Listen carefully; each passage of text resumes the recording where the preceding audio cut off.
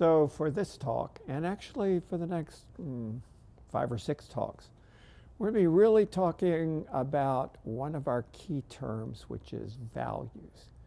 And this, I think, is so fundamental in creative problem solving, is identifying values. And just to remind you, the definition that we looked at for values was that values are standards that are used as a basis for judgment. Standards that are used as a basis for judgment. And then it's also ideals that are not immediately susceptible to rigorous proof.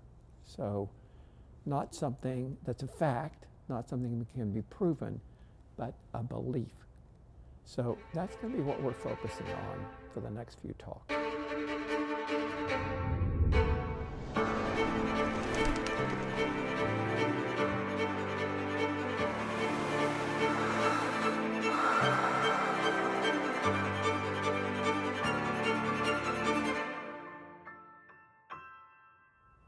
So let's think about that definition of values.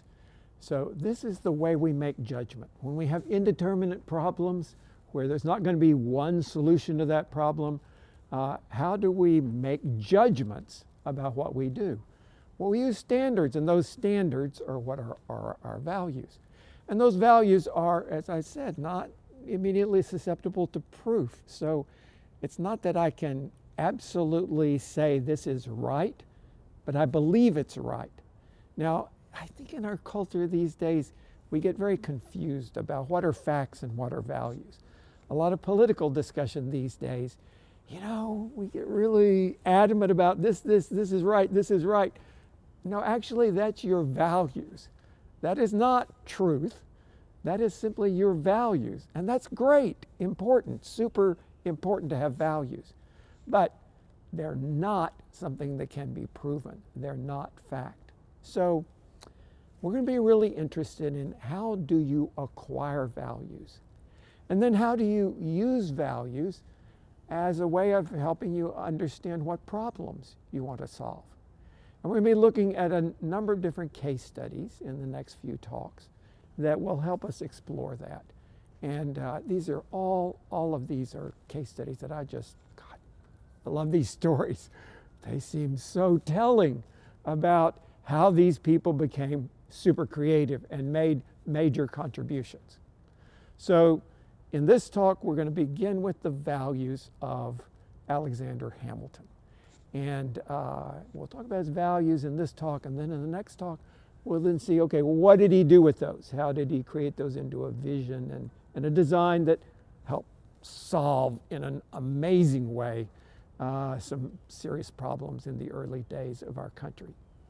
Now, I hesitate a little bit to deal with someone like Alexander Hamilton because I know you studied him in history books, and he's seen as this kind of iconic guy that, his picture's on a $10 bill, and you just don't think of him as a real human being. But today, we're thinking of Alexander Hamilton not as a founding father, but just as this guy. And how did he acquire certain values? And then how did that lead him to being such an effective creative problem solver? So Alexander Hamilton was born in either 1755 or 1757. We don't know for sure because we're pretty sure he lied about his age at a certain point to avoid some embarrassment. We'll talk about that in a minute. But he was born in the Caribbean on a little island called Nevis. His mother was a woman named Rachel Fawcett. She had a sad, sad life. She was born to a fairly wealthy plantation owner in the Caribbean, but her father died when she was 12 years old, and her mother was completely incapable of running the plantation. So there was really no one to take over the business. Without anybody running the business, it was going into ruin. And so they were very quickly going from being a wealthy and well-established family to being a very precarious family. And Rachel's mom decided, well, the solution here is I need to find a husband for Rachel. Got to find some guy who can run this plantation and get us back on our feet. So she identified this guy named Johann Levien, and he looked like a good choice. He was very dapper, well-dressed, had good manners, seemed very successful, but in fact he wasn't. He didn't really have any money. And when he identified this woman trying to find a husband for her kid, she thought, okay, this is my chance. So he's about 35 years old, and he gets betrothed to Rachel, who is by this time about 14 years old. So kind of a ridiculous marriage. So they get married, they have a kid almost immediately, and you know, he's a rotten, scummy guy. He just runs through all the money. He does not manage the plantation well. He treats Rachel really badly. And so she puts up with this for about 5 years, and finally she says enough, and she runs away.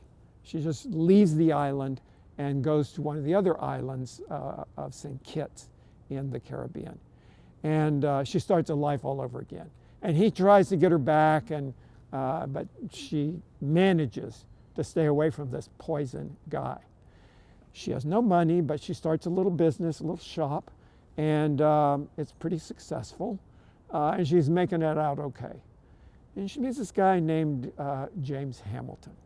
James Hamilton is, you know, he's handsome, and he actually comes from a very wealthy family in Scotland. The Hamilton family had 4 sons. He was the 4th son. In their law, the first son gets all the inheritance, and the other sons, they get a little pittance, and then they have to kind of make it on their own. So he got his little pittance, and he goes off to adventure in the Caribbean and try to make his fortune. Only it turns out he really sucked at making a fortune, and he lost the little bit of money he had, and so he's in pretty dire straits on the island of St. Kitts. So he and Rachel get together, kind of establish a household. She's actually officially still married to Johann Levien, so they can't get married, but they live together. They do okay. She's got her little shop. She mostly is supporting the family. And so that works okay for a while. But then James Hamilton gets unhappy. They actually have a couple of kids. He can't take that responsibility. And so he abandons the family.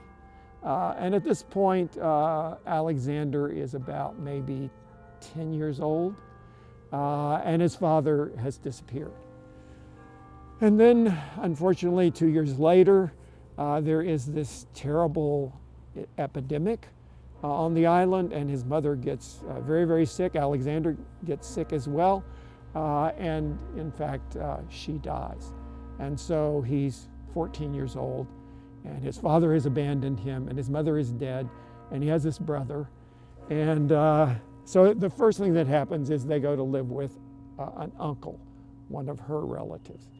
And this uncle, he's kind of a ne'er-do-well as well. You maybe can understand these islands are just chaotic. People they're by our standards pretty immoral. There's all kinds of, they're mostly slaves on these islands. So it's like 70% slaves, 30% slave owners. The slave owners are wild and crazy and unorganized, and so it's just a chaotic situation. And little Alexander Hamilton goes to live with this uncle. His name is Peyton. His uncle is, she's got a mistress who's a slave. He's drunk most of the time. And after Alexander Hamilton lives with him for about a year, he commits suicide. So, oh my gosh, this poor kid, he has no family, he has no means, he's abandoned by his father, his mother's dead. And so finally there is a guy in town who kind of takes an interest in him, and his name is Thomas Stevens. And he helps to get Alexander Hamilton an apprenticeship with a merchant. Now, there are some people who think that this wasn't just philanthropic, but that maybe Thomas Stevens was actually the father of Alexander Hamilton, and it wasn't James Hamilton. But we don't know about that. But it'll just let you know the kind of chaos that's going on here. So he gets this job with a merchant, and that's a really big break for him. So this apprenticeship with a merchant really does great things for Alexander Hamilton. So he's like 14, 15 years old, and he begins to learn to read and write. Unfortunately, he couldn't go to school on the island where he was there, because the only schools there were Anglican schools. They were church schools, and the church wouldn't allow illegitimate children in the school. And because his mother had never been able to divorce her first husband, she wasn't married to his father, and he was an illegitimate child, so he had no formal education at that point. So he starts to learn to read and write. He learns to do numbers. He's beginning to do a little accounting. He learns to price things. Very complicated system where they did not have a uniform currency. They had no currency for the islands. They're using French francs, and they're using Spanish doubloons. They're using English pounds, and there's all the exchange rates between those that you got to keep up with. So he's learning how to be a business person. But he's also being exposed to a very, very bad side of the world. There's lots of smuggling going on, and he's got to try to make sure that people are paying their taxes and that the smuggling's not occurring. The slavery is horrible, horrible there. So as I said, 70% of the island is slaves. 3 out of 5 slaves died in the first 5 years they were on the islands. It was extremely hard work. It's very, very hot on those islands. There were sugar plantations. They just worked these people miserably. So he's seeing this firsthand because they're dealing in slaves to some extent in his company. He's learning all about what anarchy and disorder can create. He's learning what no rules can create. There also is this whole cash credit crisis always, because the plantation owners are borrowing money, often at usury rates, and they're planting their crop. And then if a hurricane comes along, then they're devastated, and they still have the debt, and they can't pay the debt. And so he's running into all of these business issues and how chaotic and how disorganized it is on the islands. But he's a very responsible kid, and he's really doing great in his job. Then a horrible, horrible thing happens.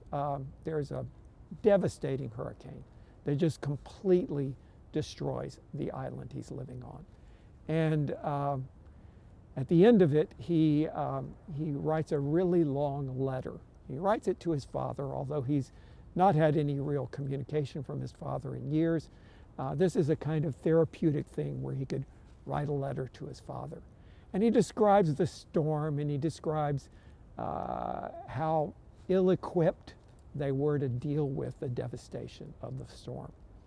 And he lets this friend of his, a guy named Hugh Knox, who was a minister on the island, he lets him read this letter. And Hugh Knox is just blown away. This is so perceptive. It's so full of insight, not just about the storm, but also about the problems we have in our society. So Hugh Knox starts wanting to get this published in the newspaper, and he tells Alexander Hamilton, let's publish this.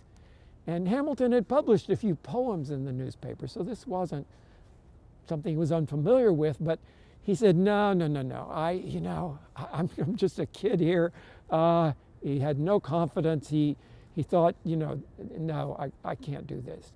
But Hugh Knox kept after him, and he said, well, how about if we establish a nom de plume? In other words, you can write it under somebody else's name. And so he finally agreed to have it published under another name.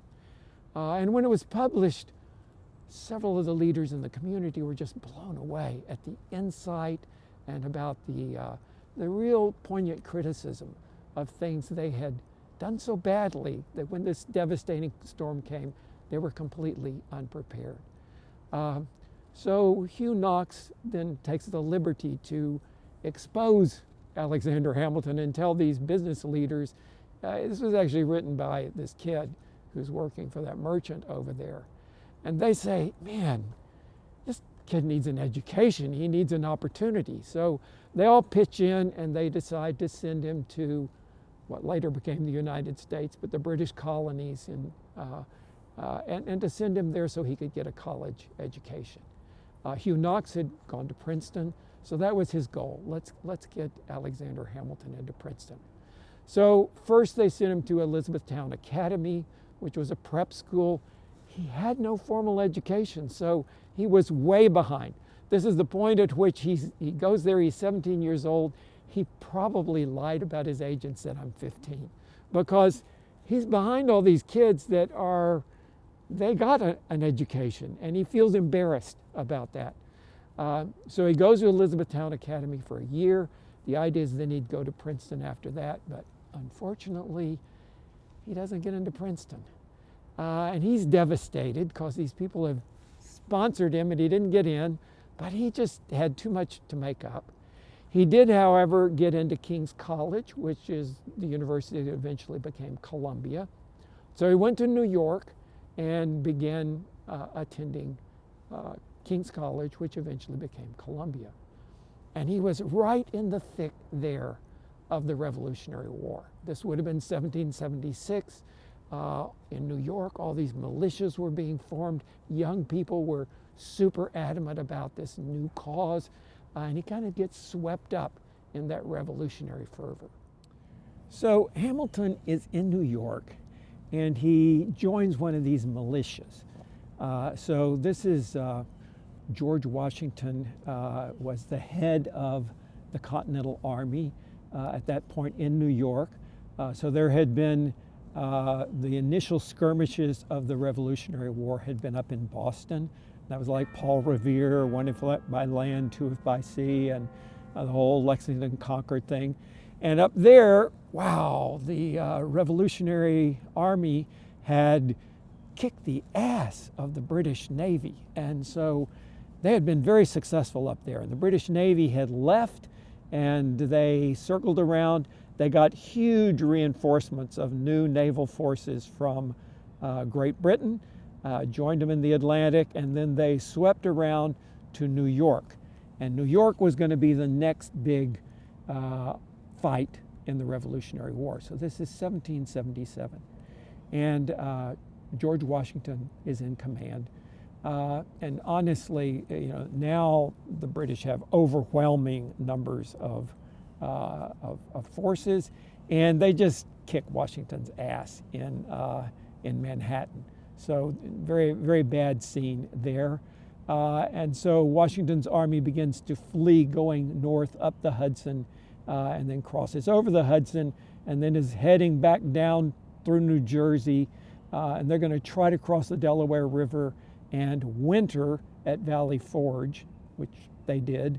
And the Delaware River goes between Trenton and Philadelphia, so they were trying to head back there where they had a little bit more security.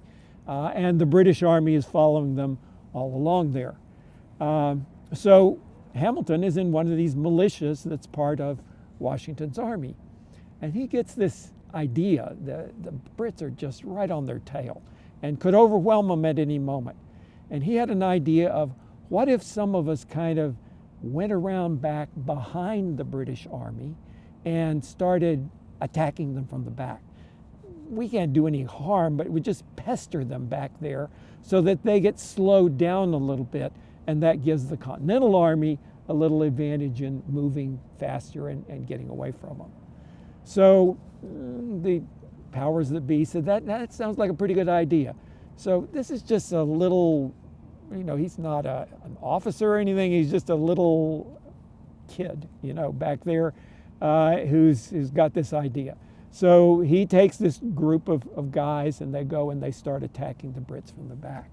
And it works really well. It slows down the British Army. It gives Washington more time to get down to Valley Forge and to get away from them. So when they finally get down to Valley Forge, then Washington hears the story about this young guy, and he interviews him and talks with him and gets to know him a little bit, and actually then makes him part of his group in the tent where Washington is. And after a few months, actually then asked Alexander Hamilton to become his aide-de-camp. Aide-de-camp would have been a very high position where he's basically just assisting Washington in everything. Now, the weird thing is, Hamilton really wanted to be a fighter. He wanted to be out there in the field, and now he's going to have to be in the kind of headquarters. But of course, it was a tremendous opportunity, and so he took that opportunity and became George Washington's aide-de-camp. And we've been kind of wandering around here on the South Mall, but heading to the point where this is, of course, George Washington. Washington stands here on our campus and looks down toward the Capitol building down there. But little Alexander Hamilton, when he's 20 years old, he is the aide-de-camp to George Washington, who is the head general of the whole Continental Army. He's 45 years old. Hamilton, who had lost his father very early on, now has a kind of father figure that takes him under his wing and makes him very much almost a part of his family. And Martha Washington, George's wife, she's also at Valley Forge. She becomes very fond of Alexander Hamilton. She starts introducing him to other people socially in the area around Philadelphia and Trenton. And in fact, she introduces him to a woman named Eliza Schuyler. The Schuyler family were extremely prominent New Yorkers. They were a Dutch family. Philip Schuyler, her father, was a general in the Continental Army as well. And Martha introduces Eliza and Alexander Hamilton, and they fall in love. And Hamilton marries Eliza Schuyler.